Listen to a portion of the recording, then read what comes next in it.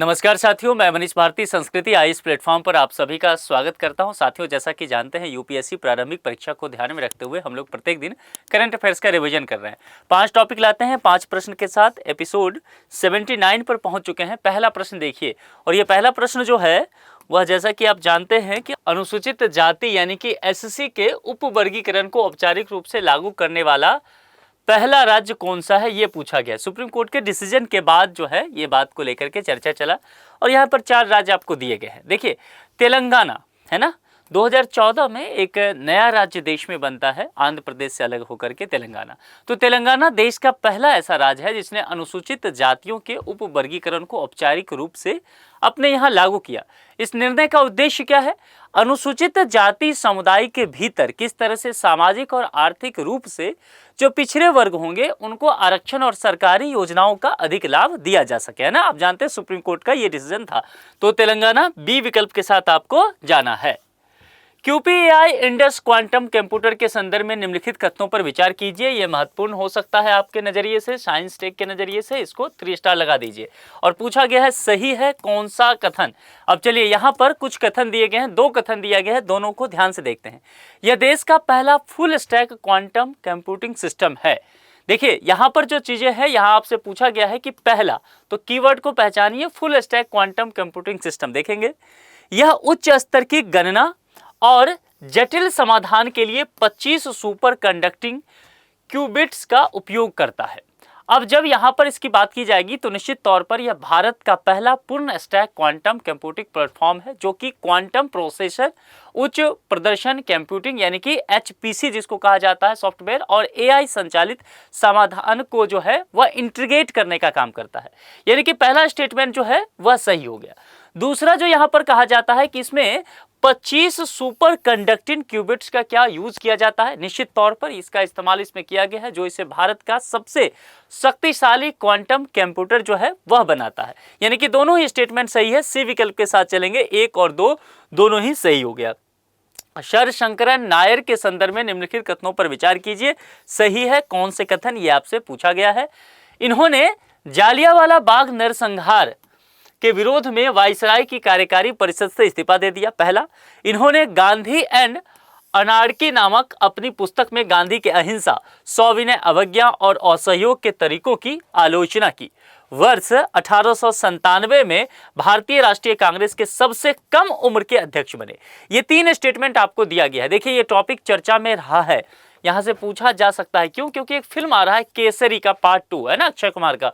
तो उसमें इन सब चीजों को लेकर के आप उसका ट्रेलर देखेंगे तो जालियांवाला बाग जो है उस पर चर्चा किया गया है, इसीलिए चर्चा में रह सकता है।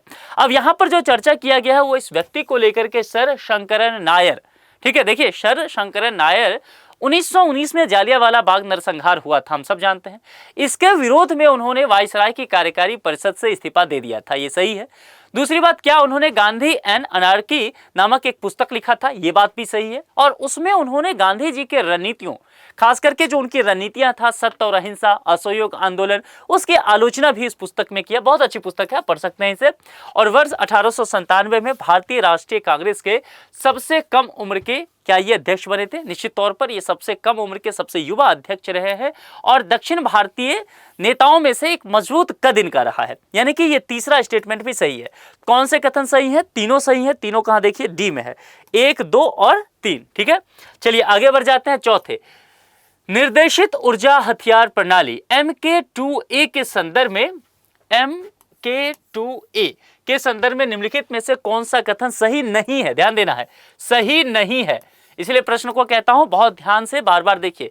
इस प्रणाली की तकनीक को इजराइल से आयात किया गया, यही गलत है ना, क्योंकि ये इजराइल से आयात नहीं किया गया। दरअसल यहां पर जो है MK2A यह पूरी तरह से भारत में स्वदेशी रूप से विकसित की गई है ना। तो यहां पर स्वदेशी हम लिख के चलते हैं, तो ये गलत हो गया। बाकी तीनों स्टेटमेंट जो है वह आपका सही नजर आएगा। तो ये गलत, यानी कि यही सही जवाब चौथा का ए हो गया। ठीक है, आगे बढ़ जाएं, 5वें पर चलते हैं। बैट इकोमोन डिवाइस के संदर्भ में निम्नलिखित कथनों पर चर्चा कीजिए। ये चर्चा में रहा है, 4 स्टार लगाइए। इस तरह के वर्ड जो है वो पूछ लिए जाते हैं। अब यहां पर क्या क्या कहा गया है, सही है कौन सा कथन? ठीक है, अब यहाँ पर पहला है, यह भारत की पहली स्वचालित चमगादड़ निगरानी प्रणाली है ना। यहाँ पहली स्वचालित चमगादड़ निगरानी प्रणाली देखेंगे, यह रियल टाइम में चमगादड़ों की अल्ट्रासोनिक गूंज को पहचान कर रिकॉर्ड और विश्लेषण करने में सक्षम है, इसके विषय में कहा गया है। देखिए, जो पहली बात आपसे कहा गया है कि क्या यह भारत की पहली स्वचालित चमगादड़ निगरानी प्रणाली है, बिल्कुल इसे सही है, और इसे भारतीय इंस्टीट्यूट ऑफ ह्यूमन सेटलमेंट्स यानी कि IIHS द्वारा, यानी कि बेंगलोर का इंस्टीट्यूट है, ये आप जानते हैं बेंगलोर में स्थित है, इसके द्वारा बनाया गया है। तो ये सही हो गया, विकसित किया गया है। यह रियल टाइम में चमगादड़ों की अल्ट्रासोनिक गूंज को पहचान कर रिकॉर्ड और विश्लेषण करने में सक्षम है। निश्चित तौर पर यह जो है एक एल्गोरिथम पर काम करता है, एल्गोरिथम का यूज करके चमगादड़ जो है उसकी प्रजातियों की पहचान करता है। तो यह स्टेटमेंट भी सही हो जाएगा, दोनों ही इसमें सही हो गया। पूछा गया कौन सा कथन सही है, सी के साथ हम लोग चलेंगे, 1 और 2 दोनों ही सही है। अब आज का एक प्रश्न जो आप कमेंट बॉक्स में लिख करके बताएंगे, भारत का पहला समाचार पत्र था, है ना, ये इंपॉर्टेंट है, पहले PCS वगैरह में पूछा गया है, तो इसको ध्यान रखिएगा। अब ये कमेंट बॉक्स में आप लोग लिख करके आप इसे बताएंगे। आप में से ज्यादातर लोग जो कमेंट कर रहे हैं, मैं देख रहा हूं अधिकांशतः लोग सही जवाब दे रहे हैं। इस परंपरा को आगे भी बनाए रखिए। और अब आप एग्जाम के बहुत करीब हैं, तो करंट अफेयर्स का अच्छे से आप रिवीजन करते चलिए ना, ताकि आपकी सफलता सुनिश्चित हो सके। आज के लिए इतना ही, अपना बेहद ख्याल रखिए, बहुत बहुत शुक्रिया, थैंक यू सो मच।